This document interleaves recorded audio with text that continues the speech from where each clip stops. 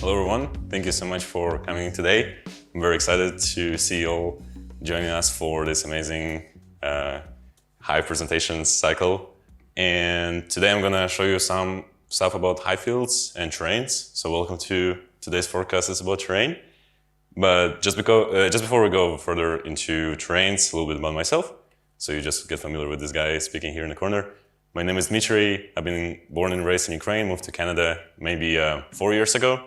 I studied there on a digital visual effects program, and then I got hired at SideFX as an intern. And I was working on various projects for sneak peeks and content library. Maybe you can see some familiar projects on the screen right now from sneak peek 20.5 and 21. And then I got hired as 3D artist, and I continue working on other demo materials and sneak peeks, and now releasing with the Houdini 22. And apart from doing a bunch of sneak peeks and demo stuff, also lucky enough to be able to present some of my things on the big stages, and kind of trying to, collect them all as my Infinity Stones. So really excited to have another Hive presentation here today. So what do we have on the menu today?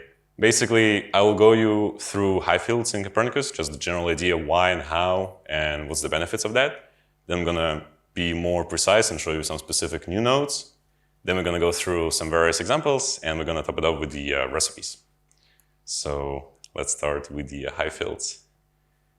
So here at SideFX, we're moving some of the Highfield tools from SOP level to COP level. This doesn't mean that we remove stuff from SOPs. We just basically copy things to COPs. You can still continue creating your Highfields in SOP level, but it's much faster to do in COPs. And the reason it's much faster to do in COPs is because of this little guy.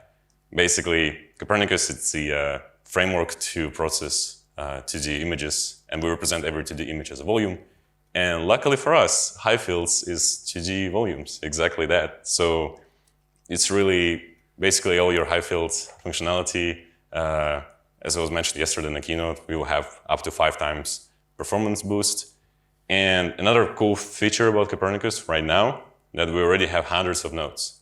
So even though those nodes not specifically designed for Highfields in mind to begin with, you can already use play around and just snap stuff together. Like for instance, for previous Houdini release, Alex Damizier, one of the interns at SideFX, he used reaction diffusion on the Highfields, because why not, which is already pretty cool. Some of the new features specifically for Houdini 22 is this, what I call 2-flag workflow or 3D output workflow. Basically the way it works, when you have your regular layer, in Copernicus, we'll used to have this blue flag. That means that you're just viewing that layer. But now we're adding another one, basically to finish the final circle of all the flags you can have. This orange one called 3D output. So in Houdini 21, there was a hole there. Now it's fully symmetrical, so at least my heart is very happy. And here you can see all the flags, just in case you don't remember some of them there. And the way it works and the way you would like to use this is pretty straightforward. Let's say you have some Highfield noise and you do some erosion and you do some strata on top, and then you would like to create your texture. But in order to display one into another, back in the day you would use Highfield preview material or something like that, but now you can just use orange flag on your height output and your blue flag on your texture. And this makes the whole workflow much easier because you can simply click and have anything being projected on anything. And the coolest thing, it also works for regular geometry. So let's say we have a copy has UVs, which is important. And here I'm using the same orange flag to display my texture. And you can see those two networks aren't even connected. Like you don't have to have them connected, you just have to have them in the same environment, in the same context. And now I can change my texture and it will update live on a material on my copy, which is very handy, so I don't need to create material previews every time. I would like to quickly check how things work and look like. So now we have a Shrekified copy, or why not? Now some new nodes. Here's the list of all the nodes that are specifically designed for the Highfields and going to be released with Houdini 22. Some of those nodes might be familiar for you because they're direct ports from SOP level. Some of those nodes are new. And to kind of get deeper into all of this, I created this little project and just a smiley Highfield because, it makes me smile. And I'm just gonna walk through and show you how to create something like this using all the nodes from the list before. So first things first, you'll need to create Highfield COPnet. So the difference between Highfield COPnet and regular COPnet is that we're setting the orientation and scale of your layers by default, basically just changing the canvas. So you can see I have my layer and it's already massive and it's already in XZ orientation.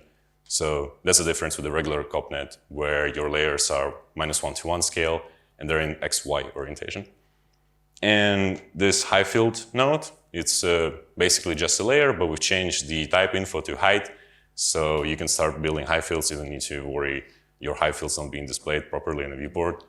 So it's just something to basically get started with. Next node is Highfield noise. It's a wrapper on a regular fractal noise 3D that we released with the Copernicus and Houdini. But we've changed some parameters. You can see here the amplitude and noise type and noise scale is like hundreds, because when you work with the Highfields, you need big noises. And this is just an alias that will populate all those noise values for you automatically, so you don't have to twiggle with the super tiny values. And you can see here I created a very noisy result, so we'll use Highfield blur to blur it down. And Highfield blur, again, is the regular blur node. We just changed some of the parameters to facilitate your Highfield workflow. And specifically, we changed units from, we changed units to local. So when you scale your blur by 20, it means the actual world size 20 instead of texture size 20. Now Highfield clip. This is a newly added node in Houdini 22. It's very similar to the one you will find in SOP level. Again, just much faster, and you're able to output your masks for upper bound and lower bound. So if you do some sort of texturing and you want to make sure that lower is different than upper one, we got you covered. And there's also this button for compute range, which is also very similar to the one you find in SOPs. And of course, you can make it soft if you like. Next node is Highfield project. The way it works is very similar again to SOP level. We go to SOPs. You can see here I create my smiley face by just masking attributes, copying a bunch of cubes, randomizing orientation, bringing this back to Copernicus, and you can see this is my polygonal geometry. And viewing Highfield project, now it's my Highfield. So we'll simply blend your geometry, convert it to Highfield, and blend it with your input. And you have options of how you can blend this. So by default is maximum, which most of the cases you like to use maximum to blend those together. But at the same time, you can have them separately, you can have different modes, and you can also have a mask to blend them manually afterwards. Next one is Highfield erosion node. So it's exactly the same as in Houdini 21, but this time it's fully in Copernicus. So if you look for erosion node in SOPs in Houdini 21, you'll see that it's a SOP node that has a COP network inside that actually doing the erosion. And because there was like extra layer of translation, it was a little bit slow. Now it's a little bit faster because it's just directly in Copernicus, like native, you can say. But the functionality-wise is literally exactly the same as in Houdini 21. Next node is Highfield Terrace. Again, very similar to the one you'll find in SOPs, now ported in Copernicus. The new feature we're adding here is the layers options.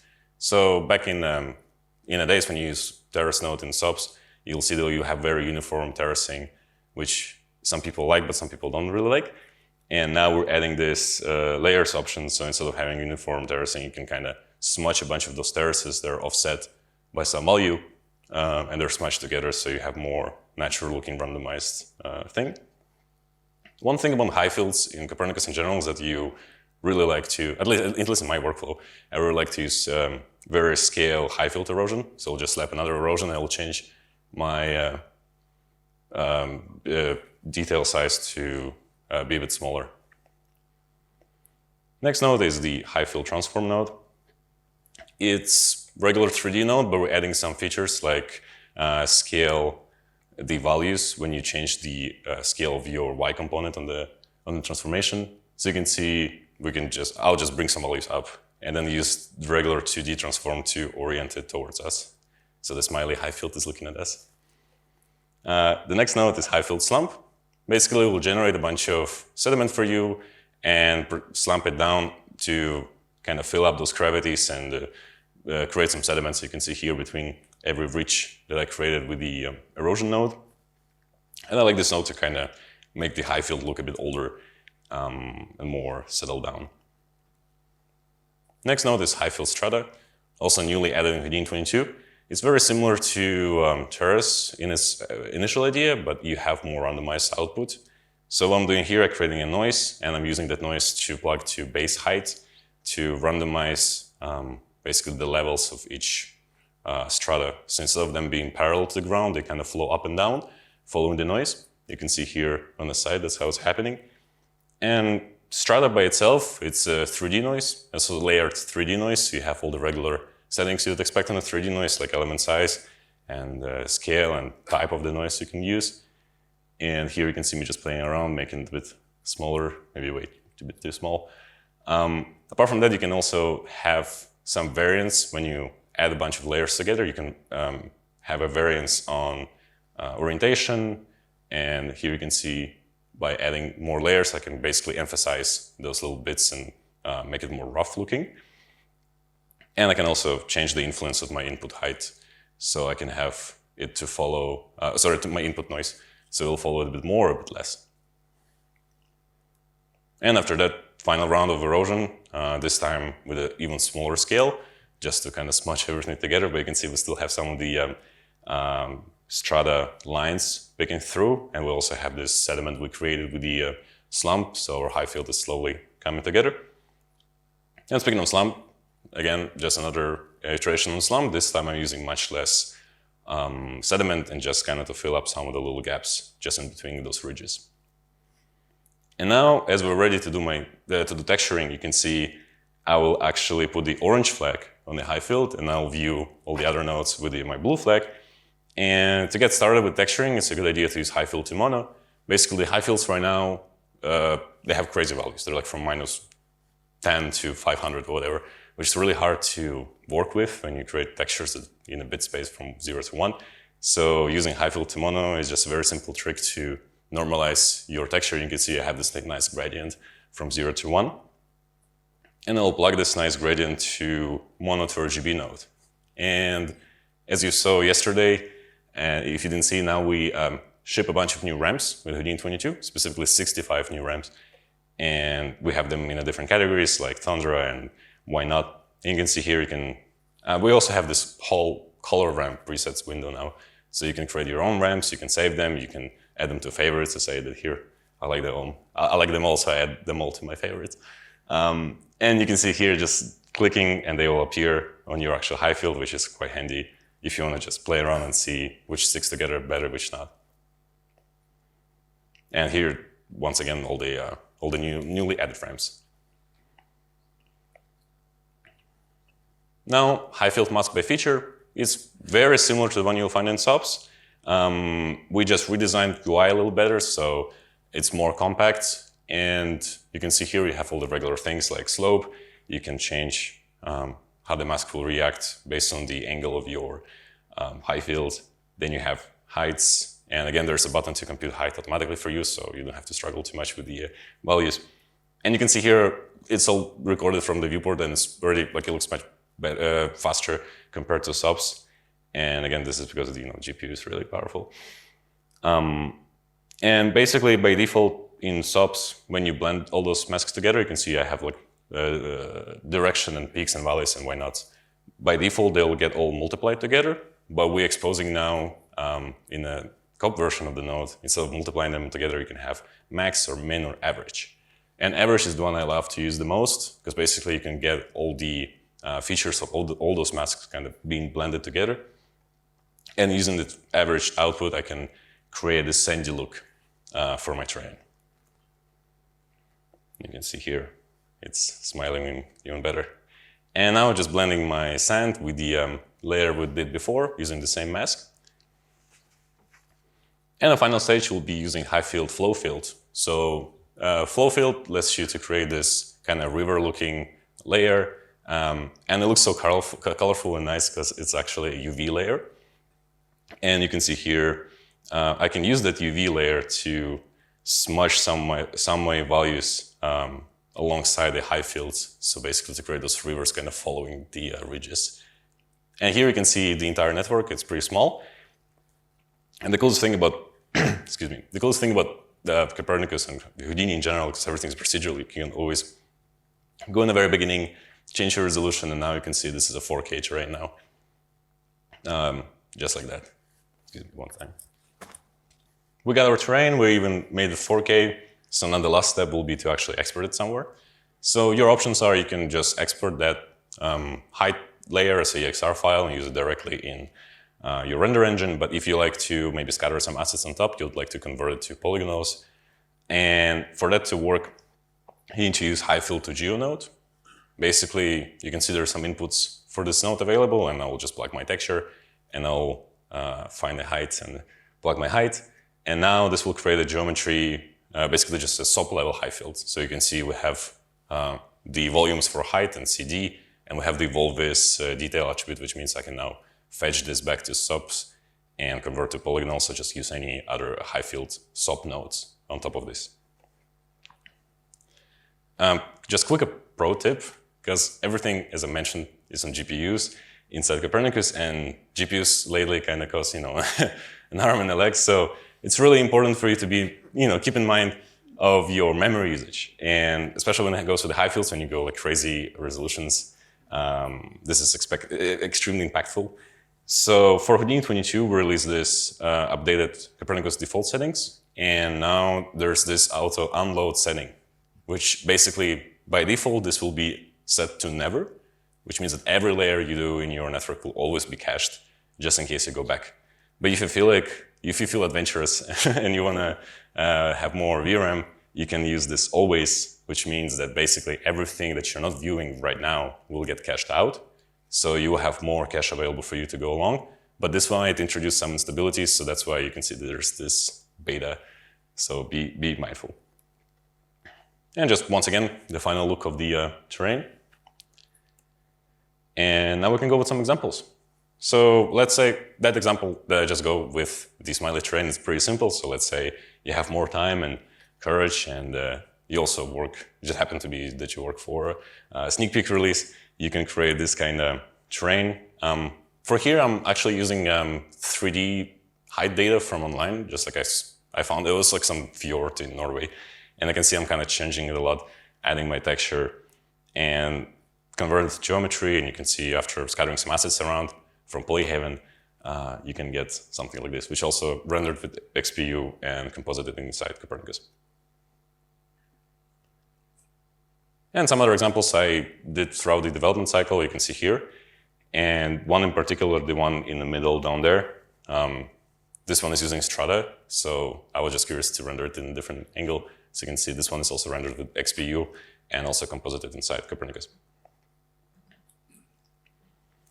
And now recipes. So what is recipe? Let's say you have some sort of node network, like here. I have snail, I mirror the snail and transform it, and I enhance it with chromatic aberration. So, and this network is obviously great, and we obviously would like to reuse it multiple times.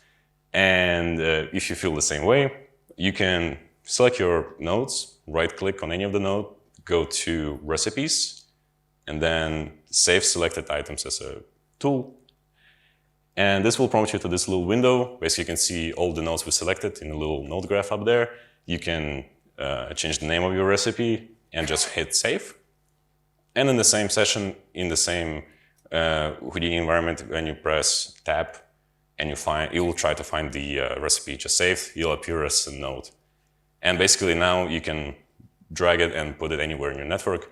And you might say it's kind of similar to HDAs, and underlying technology is the same as HDA. It's actually HDA file. It's just the difference when you create an HDAs, you might have just one node, and it's a subnetwork that has all the settings, and you expose a bunch of parameters. But the recipe is like simplified version of that. So when you actually don't have a tool, but you just have you would like to have a blueprint of some nodes, that's when you use recipes. And with Houdini, we released a bunch of recipes, maybe you saw yesterday for animation, and before we released recipes for NPM. And why not? And this time we're releasing some recipes for Highfields as well. So the first recipe I'll go through is the Sandy Rock recipe. Here you can see the entire network on the screen. This is how it'll look like when you go to Highfield Copernicus and just plug it down there. The cool thing about those recipes, they actually work in both Highfield COPnet and regular COPnet. And that's why I'm setting the transform on my layer, just in case you accidentally create this recipe in a non-Highfield COPnet, it will still work. Next, I'm using Strata node. You can see here, by having Strata just on a plain layer with literally nothing, you already have some interesting ridges. Basically, we change the angle of each layer, and then because we add them together with some variance, that's how that layer gets broken to the sides. So you still have some uniform kind of direction of your noise, but then at the same time it's broken down, which looks more organic. Then we use a second strata, but it's oriented the other way, and adding them together will kind of break one into another. And you can see if we dive closer how changing some of the parameters on the strata node will influence the final result. Next, I'll use Bright. So Bright works pretty much the same as using Highfield transformed 3D and just changing the Y component of the scale. We're just adding more value to our layer and kind of making sure that ridges are sticking out a bit clearly. Using Dilate, I'm just snapping some of those ridges together to make them more sharp.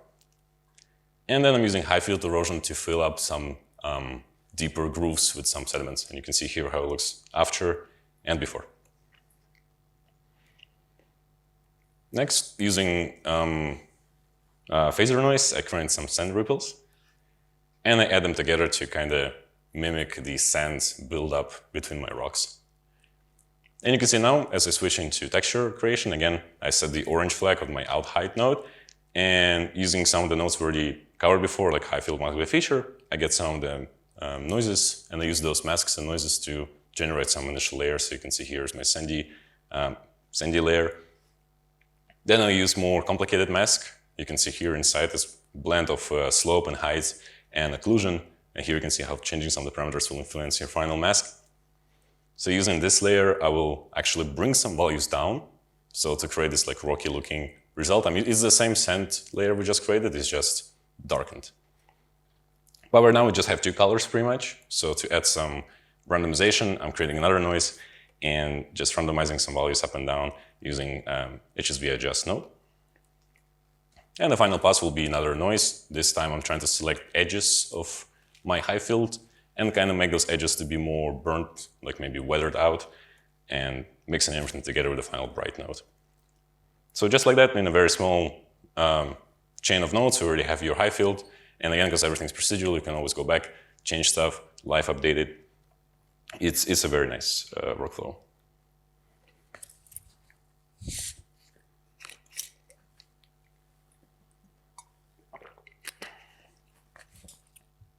Excuse me. And the last recipe, the second one I would like to show you, is this cobblestone recipe. So this time, this network is a little bit bigger, but pretty much the core concept is exactly the same. Also, the one recipe I showcased before, it's actually -500 to 500 scale, like it's actually a proper size Highfield. This one, because it's kind of on the edge of being a Highfield and just regular texturing workflow, it's actually scaled from -1 to 1. So again, I'm using transformed just to make sure everything is scaled properly and oriented properly. And the first node I will use to create those cobblestones is cell pattern node. So cell pattern node will let you to create those kind of blob-looking shapes. And the cool thing, you can also have a full control of how, you can see how those shapes play around, how soft edges of each shape is, how kind of distorted they are. You can also change the density, and you can see, because I've changed my density, I have some holes, and some of those shapes are actually missing. Right now, I'm selecting the upper part of the result, just to add some randomization of the strata node. And you can see here now, my shapes are not super smooth, but they have some little kind of grooves added on top. And another cool node in Houdini 22 is fractal sample node. So you can see here I have a bunch of holes and kind of missing areas, and everything is kind of uniformly scaled. Using fractal sample, I can very easily and very cheaply add a bunch of copies of the same layer onto itself. And you can see, if you look closer, how changing octaves and roughness and other parameters will influence your final result. And basically, because it's based on the fractal FBM algorithm, that's why you have octaves and all those parameters, kind of mimicking the fractal noise parameters namings. And randomization is your best friend as well, of course. And you can see I set my angle to be random, so everything looks more natural. So just like that, we have our height. So we can go to texturing. Again, setting the orange flag. Using exactly the same nodes from before, I create some quick masks. Usually I merge those masks with some other noises, so you can see here, just to make it more interesting, more randomized. I'll create my first pass of texture, just bright stones, which is kind of a simple version of the final result we'll have. And what I'm gonna now, I'm gonna get the IDs. And to generate IDs, you can use segment by connectivity, or you can just have the, yeah, basically that's what I'm doing here. But the thing is, like, when you change your input resolution, the segment by connectivity will output different ID. Basically, because your input amount of pixels is different, your output ID will be also different. So to make sure that no matter what kind of resolution I have as my input, the IDs will stay the same, I will create this layer and I'll use UV map by IDs to create UV map using that ID layer. And then I will sample the output of the IDs from cell node, so the cell pattern node, which basically will make my IDs to always stick to my cells, and they will be perfectly representing the actual cells, the actual cobblestones, but at the same time, they will be uniform no matter what kind of resolution I have as an input. And it's very important for me here because I'm actually using this ID layer to generate my random mono for masking. So if I have a different mono for masking, I'll have different result every time. And you can see here I'm using some compare node to get some more randomization for the resulted mask. And I'll use that mask to here to kind of bring some of the stones to be different colors. So you can see there's slightly some of them kind of greenish, some of them kind of bluish, a little bit of reddish there as well. Then using the difference between the fractal sample output and then regular cell pattern output, just to get the edges in between each cobblestone. I'll merge it with another mask, and then I'll multiply it by another random mono and blur it a little bit here to make sure that I have dark stones as well. So now we have bright stones with the various kind of palette of colors, and we have dark stones all blended together. And again, more noises, more masks, pretty much that's what you're gonna do if you do Highfields in Copernicus.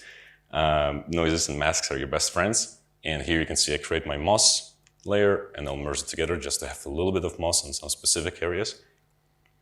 And the final pass will be just to sprinkle some dust. So using the same compare output as before, I will just put some dust in between each cobblestone, which is hard to see here, but you will see it on the bigger picture in a second. The cool thing, because cell pattern nodes is based on a whirly noise, everything is tileable. So you can always just change the scale, and you can see here, you'll perfectly tile into each other. And again, because it's all procedural, you can always go back, change stuff, and see it update live in your viewport. And here you can see the final result. So we have some moss, we have some dust, all kind of blended together. And that's it. That's all I have for you today. Thank you so much.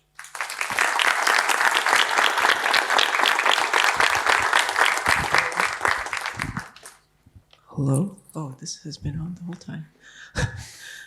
Any questions for Dmitrii? Oh.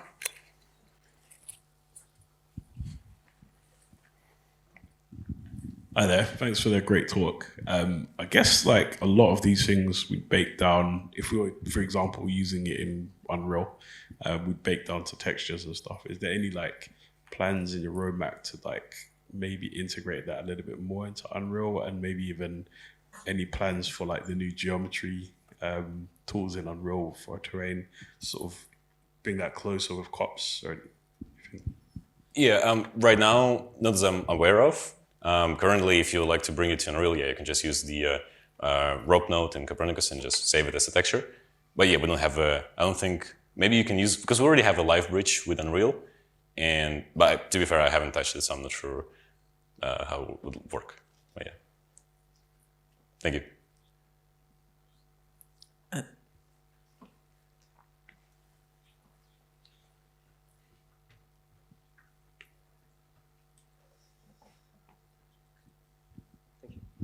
Thanks for the presentation. Is there any specific workflow to make sure that if you have like a camera that is really near to the terrain or maybe really far, like there's any workflow to manage like the details on the texture? In some examples, I worked on before, what we'll do, I'll actually create multiple Highfields and blend them together. So for instance, that cobblestone recipe, you can already slap it on top of the bigger scale Highfields if you want to have like smaller scale details, like smaller cobblestones on a bigger Highfield. So at least in my workflow, I'll usually just have different presets, different files that have different like scale features. And then when I actually need to use them all together, I'll just blend them together in Copernicus. So I guess that's my workflow. Or it's usually also depends when you already, let's say you have some sort of scene and you have your camera and you know where it is. So when you export those Highfields, you'll be very precise into, okay, this Highfield, because that section is closer to the camera, so it has to be maybe 8K, some hero asset. And then if you have something on the background, it doesn't have to be so detailed. So this is something you also keep in mind. But it depends on your scene, of course. So. Okay, thank you. Yeah, thank you.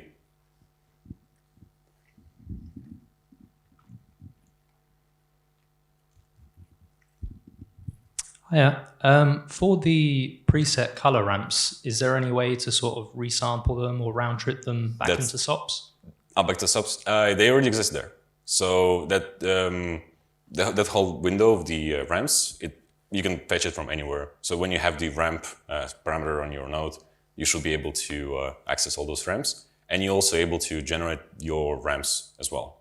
So back in Houdini 21, there was this Labs screen sample tool, which lets you to basically just draw a line and it will just fetch the pixels from your screen and create a ramp out of this.